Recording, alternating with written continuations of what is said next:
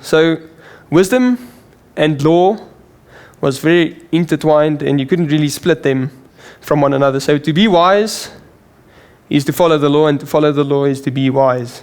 So that is those two things. And then the question becomes, okay, well, one, we are reading from the New Testament, so what does this have to do with the New Testament? And then what does this have to do with James himself? And then also, since it's the New Testament, what does this have to do with God? Oh, no, Christ. Technically, it's the same person, but yeah. What does it have to do with Christ?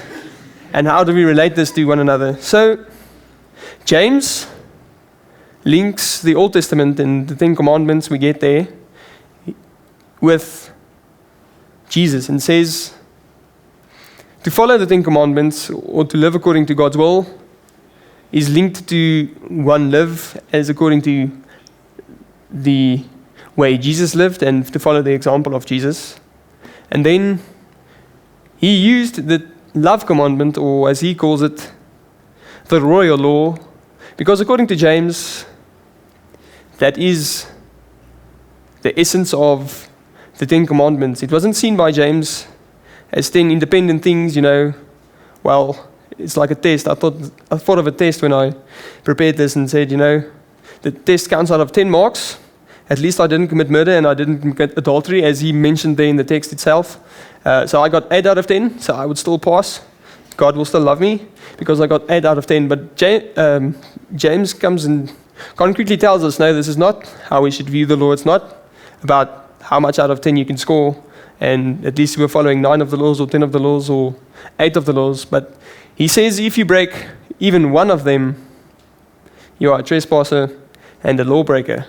So for James, the law itself is one unit. Even though there are 10 different ones, it is not about the independent laws, and it's not just about my relationship with God, and at least I didn't do this, but it's also about my relationship with the people around me. So then if we say that it is the relationship, not just about the relationship between me and God, but also about the relationship between me and the people around me, we can take the love commandment that's given to us by Jesus, which is referenced here by James, to say, love my neighbor as I love myself.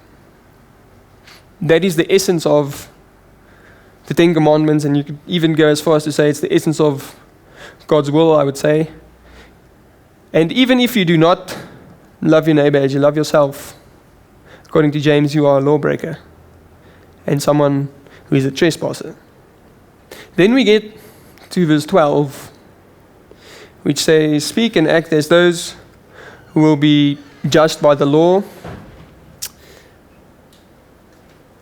And the question, or not the question, but what James means by this is to say that when God will judge us one day, or comes back and judges us, and have to decide what is the, how do you call this? What is the metric or the system or the standards that he will use to judge us? Will it be worldly standards, or will it be his own standards? And James tells us in verse 12 that it is not the world's standards, and it is not some arbitrary thing you can do and measure it and count and do some math and see if you're ahead. No, it is not that. What God is going to use to judge us is taken up within the Ten Commandments and can be summarized with love your neighbor as you love yourself. And now the question becomes, well, what do we make of this in our lives today?